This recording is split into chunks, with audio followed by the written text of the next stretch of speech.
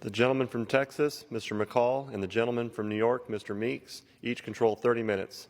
The chair recognizes the gentleman from Texas, Mr. McCaul. Thank you, Mr. Speaker. I yield myself as much time as I may consume. The gentleman is recognized. Speaker, in my 20 years in Congress, including when I was chairman of the Homeland Security Committee, and as a former federal prosecutor tasked with securing our border in Texas, I've never seen our border this chaotic, this broken. What we are witnessing today is unprecedented. Right now, as I speak, there's a tidal wave of migrants marching across our southern border. Just yesterday, CBP apprehended over 10,000 migrants, 10,000 in a single day.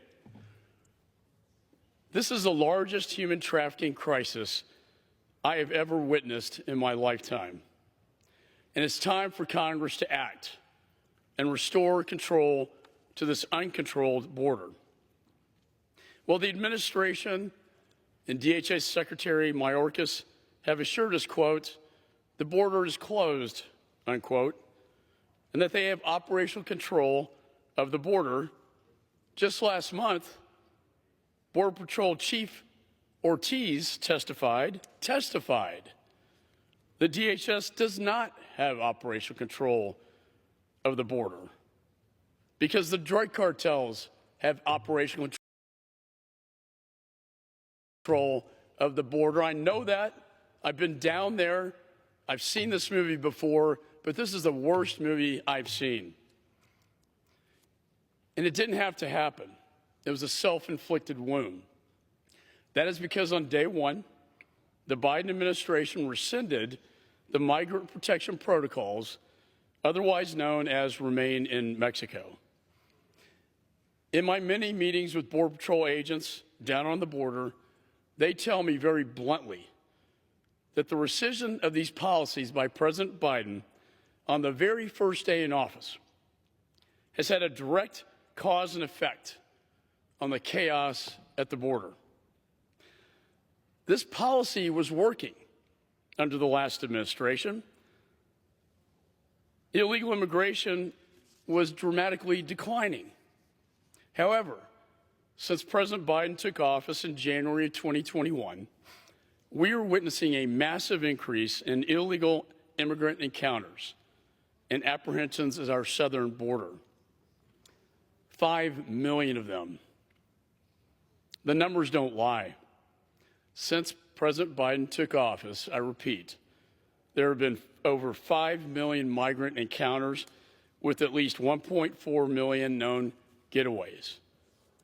What is going to happen to these people? They have no legal status.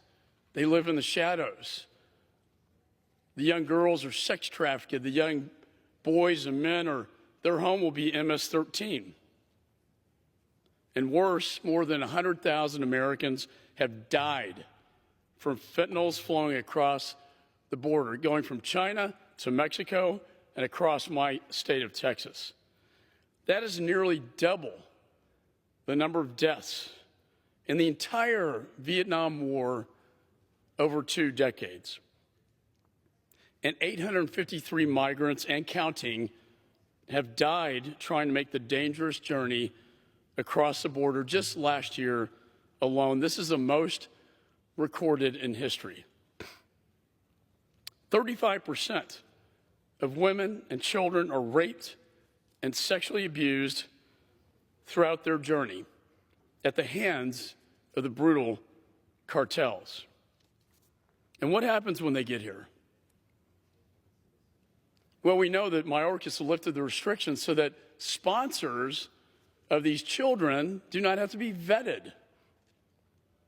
What are we seeing? 10, 20, 30 children being sent to the same house to their sponsors who have not been vetted.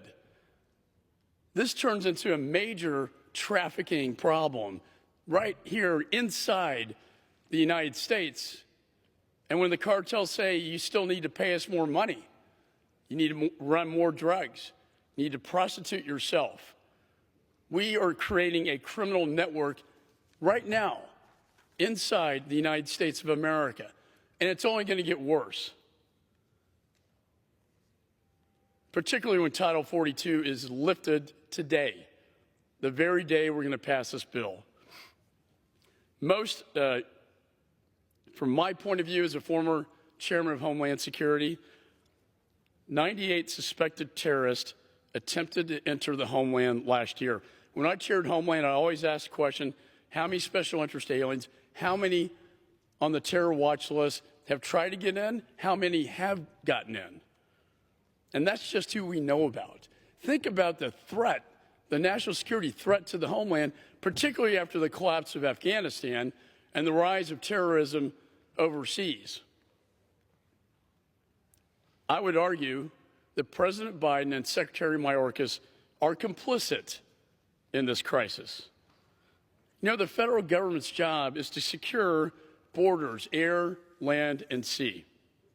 Unfortunately, this administration has failed to do so. They've abdicated their solemn duty to protect the homeland, to protect the American people, to protect these children. One rescission, one stroke of the pen, rescinding the Remain in Mexico policy created this chaos at the border. Don't take my word for it. Take the chief of Border Patrol's word for it. Take the countless Border Patrol officers and agents I've talked to down on the border. That's why I introduced this legislation, to compel the administration to solve this crisis once and for all. Congress is doing what the Biden administration has failed to do for the last 2.5 years, to fix our broken borders. Our first priority must be to stem the massive flow of illegal aliens by reinstating and codifying the migrant protection protocols known as Remain in Mexico, because it worked. In my state, we have a saying, if it's not broken, don't fix it. It wasn't broken. It was working. They rescinded it, and now we have this crisis. This legislation will also direct the State Department to renegotiate the asylum cooperation agreements. These agreements prohibit migrants who traveled throughout any countries with asylum agreements from eligibility for asylum in the United States. Asylum is the magnet. It's the pull factor that's being abused by the cartels to make money off these children and these women and these migrants. This policy was very effective, and it worked under the prior administration. Reinstating it is a proven solution to reduce the chaos, the crisis. And by directing the Secretary of State to reauthorize and codify MPP and the ACAs, this bill bolsters the work being done on asylum reform and border security in both the House Judiciary Committee and the House Homeland Security Committee. Finally, I would say this should not be a partisan issue. When I chaired the Homeland Security Committee, Ranking Member Thompson and I worked on many border security bills that were bipartisan. Many passed unanimously out of our committee. Yet here we are in this partisan fight. I think the American people deserve better than partisanship. They deserve solutions. In my state, we witness this every day. Ranchers seeing dead bodies on their property, the drugs flowing in. Well, Secretary Mayorkas, you asked for a bill. Well, here it is. Here it is. And it's time that we instate the policies that have a proven track record of success.